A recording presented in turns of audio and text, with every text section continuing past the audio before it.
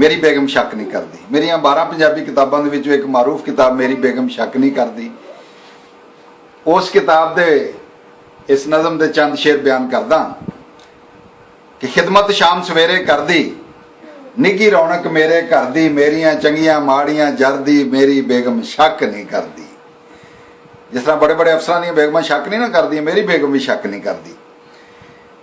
ते जग तो दूर हटा के रख दी, घर विच थल्ले ला के रख दी, बीपी रोज वधा के रख दी, मुखबर पिछे ला के रख दी, आपू रहिंदी पिछे डरदी, बेगम मेरी शक नहीं करदी।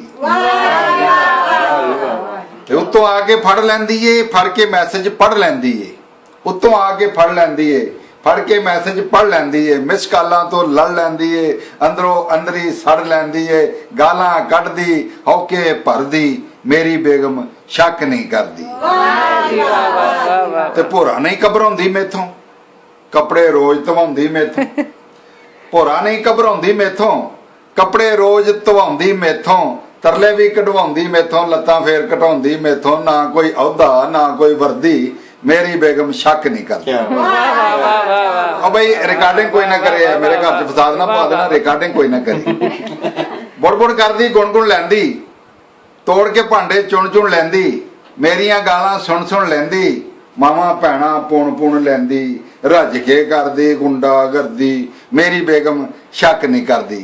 घर विच रोज हंगामा करदी, सीरियल वाइज ड्रामा करदी, हत्थक वांग उबामा करदी फिरदी, मामा मामा करदी, गर्मी होवे या फिर सर्दी, बेगम मेरी शक नहीं करदी। अच्छा गल है भी एडी भी गल नहीं रही, शक करे ते वसे ना फिर, मेरिया मुश्कां कसे ना फिर, कुट के मैनू हसे ना फिर, आंढ गुआंढ नू दसे ना फिर, कुट कुट फिर टकोरा करदी, मेरी बेगम शक नहीं करदी।